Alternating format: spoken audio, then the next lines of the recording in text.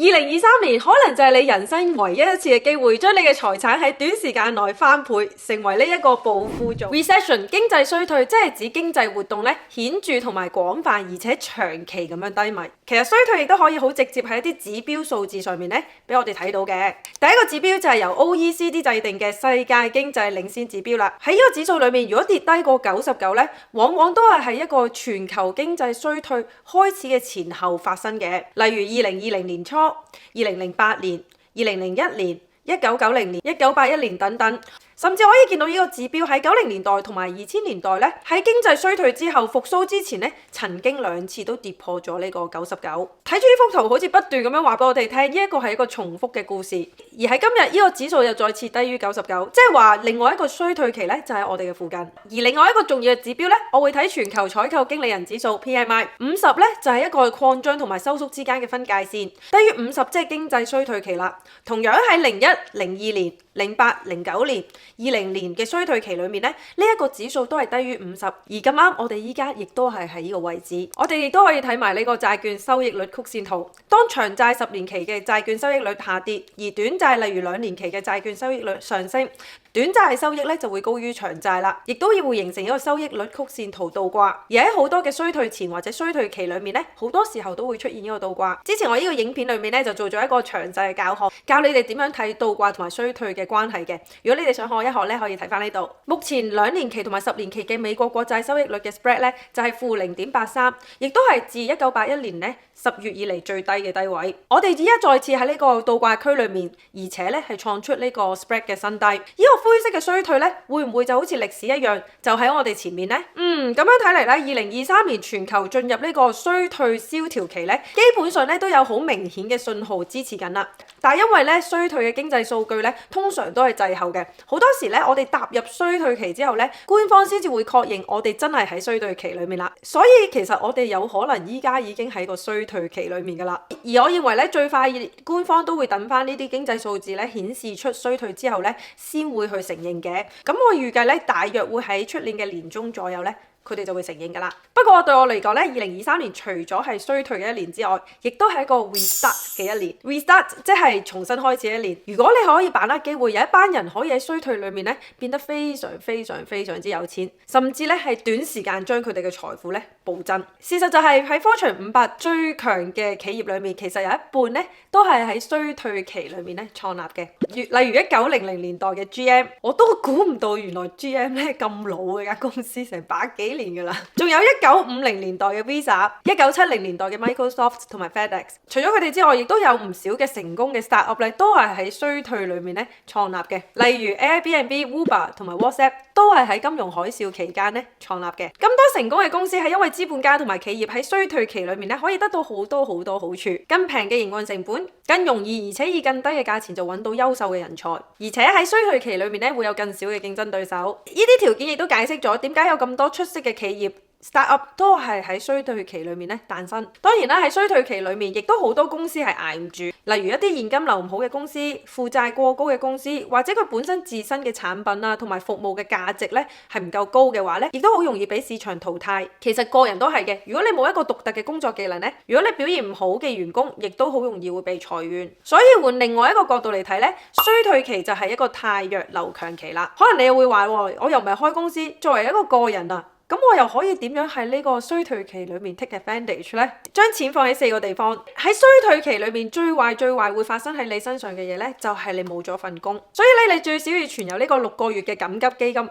sorry， 我讀唔到呢個緊急基金，即係話咧 be prepare， 你有一個 emergency fund， 就算你無端端俾人炒嘅時候咧，你都可以有6個月嘅生活咧係不受影響。第二就係將呢啲錢咧投資喺你嘅身上裏面啦，即係話你要增值你嘅技能，學習或者投資喺自己身上係一個永遠都唔會賠錢嘅投資，回報咧永遠都係正數嘅。以前咧我有做過唔同嘅影片啦，有分享過咧某一啲技能咧係可以幫到你提升你嘅競爭力嘅。咁而技能咧喺你嘅衰退期裏面咧，亦都係可以保障到你嘅工作機會，或者係增加你喺市場上面嘅競爭力。而其中一個我覺得好重要嘅技能咧，就係理財投資啦。咁我就自己做咗一個豬變成專業投資者嘅7大課。呢個課程裏面咧會教估值或者睇財報去了解公司嘅財務狀況年報等等嘅。如果你有興趣學多一樣技能咧，咧，你可以 click 下面嘅連結睇一睇。如果你係已經有緊急基金，亦都有投資喺你自己身上面咧，而你又有多餘嘅錢的話咧，你就可以將錢咧擺喺第3同埋第4個地方啦。而呢兩個地方亦都係我指嘅點樣可以令你財富暴增翻倍嘅地方啦。所以第3個地方咧就係將啲錢擺喺企業上面啦，即係擁有你自己嘅 startup。喺衰退期裏面成立 startup 咧嘅好處咧，頭先就已經同你講咗啦。第4就係將啲錢咧放喺長期會增值嘅資產上面。其實經濟咧就分4個週期，分別係繁榮、衰退、蕭條同埋復甦。而呢啲週期都係不停循環，每一次喺蕭條過後咧就係一個新嘅週期啦，復甦同埋繁榮。而呢一個亦都係一個不變嘅定律。問題只係咧每一個週期嘅長短時間係有幾耐咧？而投資亦都係一個週期，呢一個咧其實係同呢個經濟週期咧係相輔相成。一切咧都係由呢個小草期開始，然後咧去到呢個牛市嘅大牛期，然之後就係泡沫浮現嘅 YOLO 泡沫期啦。之後呢個泡沫爆破 Party 散水期，然後就係去到熊市嘅一沉百踩期，最後又會翻嚟呢個小草期喎。所以同樣都係一個大嘅循環。我呢段影片咧有詳細教過呢個投資週期嘅教學噶啦。如果你有興趣咧，可以了解一下。當呢個 YOLO 嘅泡沫爆破之後咧，其實咧就好似一個 Party 散水啊！所有人咧都會逼埋咧喺一個好細嘅門口，想喺呢個好細嘅 exit 裏面咧走出去。但係呢個時候咧，其實你應該繼續跳舞 party， 因為對我嚟講，如果你可以喺呢個經濟蕭條期或者呢個投資一沉百踩期裏面咧，擁有呢個前瞻性嘅投資者或者係企業家咧，就可以成為一個早期嘅投資者啦，享受呢個大量嘅優質資產咧嘅特價時段，最終咧就會喺呢個大牛市期裏面或者係呢個經濟繁榮期裏面咧成為大贏家，令到你身家倍增啦。所以咧 Warren Buffett 咧佢就講過啦，壞消息其實係投資者最好嘅 best friend。而喺衰退期裏面咧，兩種比較熱門嘅資產啦，分別就係股票同埋債券。今日咧我都會同你哋分享一下咧我自己喺2023年對呢兩個市場嘅一啲睇法，喺度都提一提大家啦。呢段影片咧係作呢個分享同埋教學用途嘅啫，就唔係一個對證券買出買入嘅建議。投資有風險，記得自己做好功課啦。另外，如果你想支持 Rainier 呢個平台嘅話咧，你可以喺 Patreon 請我飲杯咖啡啦，或者 click 下面嘅開戶連結，呢啲開戶連結咧都有獨家優惠嘅。好，講翻股市先，股市喺2022年咧嘅大跌主要原因咧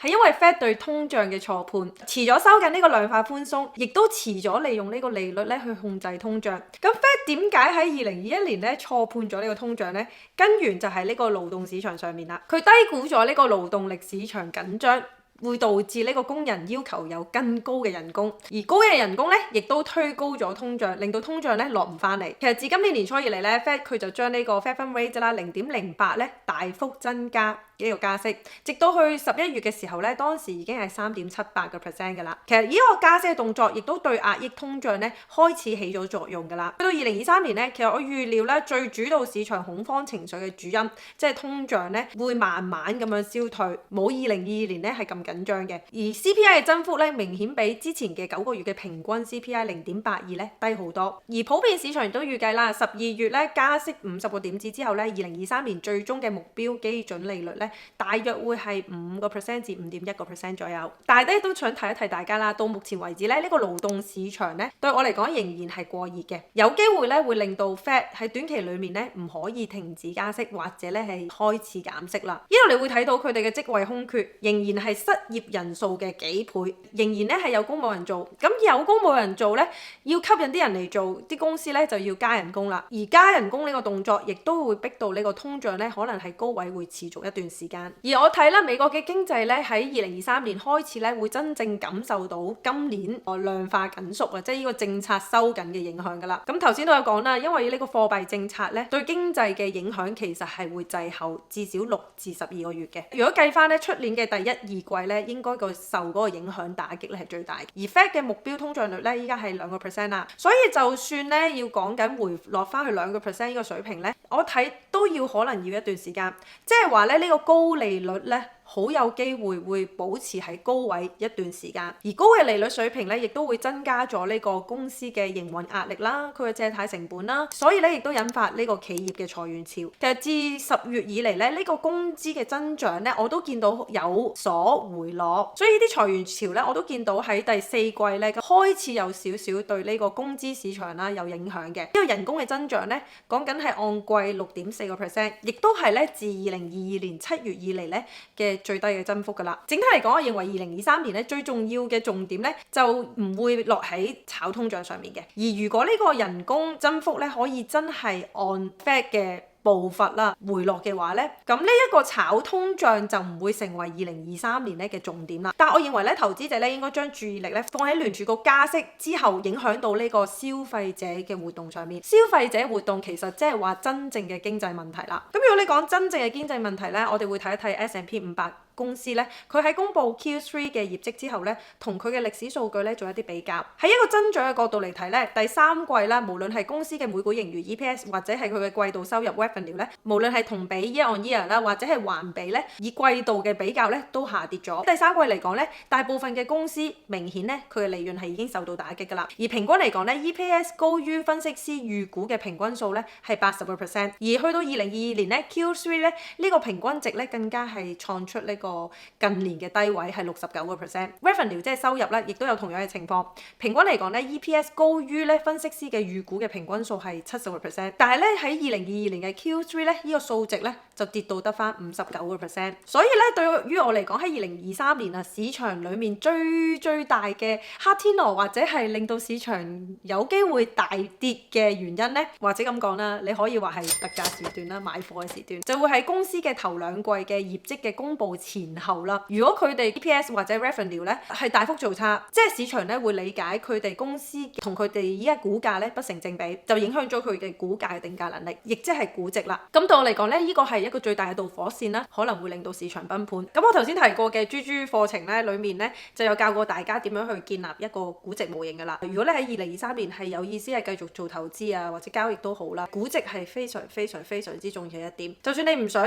睇呢個豬課程嘅話，你都可以用自己方法喺坊間咧揾一啲教學啊，點都好，都要去學一學點樣去為一隻股票做估值。而佔呢個美國經濟活動2/3嘅消費者支出，即係 consumer spending 咧，都會決定咗呢個2023年呢個經濟放緩嘅時間有幾長，同埋呢個放緩嘅深度有幾深啦。而呢個 consumer spending index 咧，亦都會影響到 Fed 喺明年減息嘅政策。即係佢有冇機會減息嘅時間表裏面咧，呢一個係一個重要嘅參考數值。而喺歷史上面咧，我哋亦都要關心呢個數值咧會唔會跌到去負值啦。咁如果你問我幾時熊市會結束咧，對我嚟講最可靠嘅信號當然就係有呢個減息嘅信號出嚟啦。咁呢一方面咧，亦都要睇翻 Fed 係出年嘅指引啦。咁但係我自己啦，頭先有講過啦，我預期呢個高息咧可能會持續一段時間，直到咧全球嘅經濟捱唔住啦，就有機會降息啦。咁我依家嘅睇法係主要嘅市場啦，譬如 Fed 啊，同埋 ECB 即係歐洲央行啦，仲有英國嘅央行，呢啲等等嘅主要經濟體咧，可能最早會喺明年嘅年中左右會結束加息。結束加息即係代表呢個通脹回穩，通脹回穩即係會有一個減息嘅機會啦。咁而你講呢個減息會幾時呢？咁我自己咧就做多咗少少研究嘅，發覺咧喺過去10至20年以嚟咧，由加息到減息嘅轉變咧，往往都係好快同狠嘅，因為加息之後個經濟傷害咧太急太大，而亦都令到央行咧轉態減息咧都要快。咁例如咧係呢個通貨膨脹好頑固嘅1970年代啦 ，Fed 咧佢由加息到減息嘅變化咧亦都係好類似。當然啦，當時嗰個情況同埋政策，我就唔會話同依家2022年係一模一樣嘅，但係咧兩者嘅方向咧係幾相似。咁而家咧同1970年代亦都係有一個極高嘅通脹，然後咧極高通脹之後咧都係一個經濟衰退。當時呢個美國政府亦都無可選擇地咧都係好快好狠咁樣減息嘅。而睇翻歷史數據嚟講，喺加息週期結束咗之後嘅12個月內咧 ，S&P 500嘅平均上升幅度咧係有15%。而我哋真係要關注咧，就係 Fed 會唔會真係2023年嘅年中左右咧就已經結束加息咧？咁呢度咧我真係冇一個確實嘅答案。但係咧，如果真係暫時根據呢個通脹數字嚟講咧，同埋呢個商品價格嘅走勢咧，越嚟越多嘅數據咧，其實已經顯示呢個通脹可能已經見頂，即係話咧代表整個加息週期咧，就算未去到尾聲，都可能已經接近咗呢個高峰啦。所以我哋而家可以做咧就係 be ready 下一個減息嘅週期啦。而喺2023年啊，對我嚟講最好表現嘅產業咧，我自己會比較睇好新能源啦、奢侈品嘅品牌啦。上次有做呢一個影片講過啦。半導體咁喺一個週期性產業嘅蕭條期嚟講咧，亦都係買入佢哋公司股票嘅最佳嘅時機。另外科技股啦，因為好多科技股咧，佢本身嘅估值咧已經回落咗好多啦。咁你可以根據估值咧就去執平貨啦。而一啲 defensive 嘅產業啦，例如 healthcare 啦、banking finance 咧，仍我會睇2023年咧都做得唔錯嘅。咁總括嚟講啦，股市喺2023年咧係面對住一個公司有較低嘅增長，有更差嘅宏觀經濟，但係股市市場咧應該係會做得比較好嘅一年。其實之前都有提過啦，股市係買緊未來嘅，其實股市已經走快咗好多步噶啦，同埋債市都一樣。咁而股市咧嘅拋售咧，亦都導致一啲好有強勁盈利啊，好有潛力嘅公司咧嘅股票，其實處於一個低嘅估值嘅水平，而且咧對我嚟講咧睇落去係非常之吸引。咁我對呢啲咁低估值嘅股票咧，佢信心啦喺2023年咧係比較高嘅。策略嚟講咧，繼續唔好持有一啲債務重嘅公司嘅股票啦，同埋佢現金流好差嘅公司嘅股票上面。咁睇呢啲財報啊，同埋財務分析咧，我豬豬課程裡面咧都有教到噶啦，或者咧之前某啲影片咧都有講過。今日內容好豐富啊，而家終於講到債市啦。咁我對2023年啦中期嘅債券嘅信心咧會較高，即係3至7年期嘅國債或者係 investment grade 即係投資級別嘅中期債券咧會比較睇好。而短債咧暫時喺加息幅度咧有縮細嘅預期之下咧，呢個短債嘅回報咧將會減少嘅。但係又咁講啦，如果你持有3年期以下嘅債券咧嘅直債嘅話咧，唔係 ETF 嘅話，其實你對你呢方面個影響咧就唔算太大，因為你個回報都差唔多係 guarantee 㗎啦。咁只要你回報唔係太差，你持有呢個債券去到期日啦，咁呢個風險咧就唔會過高。不過咧，如果你講話最好嘅短債嘅 YTM 咧，即係 Yield to Maturity 咧，呢個收益率應該喺過去咧，我之前有出片出咗幾個月啦，過去1至2個月內咧已經到頂㗎啦。咁如果你之前有睇我嘅影片或者嘅 post 啦，有買入嘅話咧，咁當時嘅短債 YTM 咧應該係近年最高㗎啦。咁我自己睇啦，遠期債券咧，即係10年期以上嘅 YTM 咧，其實我會睇喺明年啦，會係逐步回升嘅。咁但係呢個遠期債券，如果你唔打算持有去到期日嘅話咧，咁有唔同程度嘅債價嘅風險，咁咧所以咧都要提一提你哋要留意到啦。咁我就會建議2023年咧最少上半年咧都要繼續避開呢個 high yield bond，即係 junk bond 啦、垃圾債券啦，因為2023年咧我預計所有嘅經濟做差嘅數據咧會浮現，即係話咧公司如果佢評級唔好嘅話，呢啲垃圾債券嘅違約嘅風險咧係非常之高。咁雖然咧2022年債券咧喺提供呢個收益同埋降低風險裏面咧個表現唔係咁好，但係去到2023年咧，我覺得呢一個情況咧就會改變㗎啦。而依家咧趁債價仍然係幾吸引啦，都算低。咁如果你話作為一個投資者，你仲係相信60-40呢個投資 portfolio 嘅話咧，其實仍然係一個好嘅機會喺2023年咧，利用債券幫你平衡翻整個投資組合嘅波動性。總括嚟講，2023年雖然仍然係有黑天鵝嘅機會發生啦，但係對我嚟講亦都係重新開始嘅一年。無論喺你自己個人嘅發展又好，投資喺自己身上又好，或者係投資喺唔同嘅資產上面都好，都要 be prepared， 準備好嘅話咧，迎接呢個新嘅一年。當然啦，除咗股同埋債之外咧，大家都可以留意房地產同埋外匯市場，因為咧好多呢啲咁嘅資產咧，相對嚟講喺2023年都有機會係有啲好吸引嘅價位咧可以入市嘅。咁但係咧，因為呢一集咧實在太長啦，咁有機會咧我會做另外一集咧再分享房地產同埋外匯市場嘅資訊啦。好，你都留言話俾我聽，對於2023年，你覺得市場係一個大好嘅一年啦，定係仍然係會做得好差嘅一年呢？今日我就分享到呢度啦。如果你中意呢段影片咧，記得 click 翻個 like、留言、share 同埋訂閱。訂閱嘅時候咧，記得 click 翻個 long 啦，要有 long 咧，佢先會提你有新片出咗噶。好，下次再見，拜拜。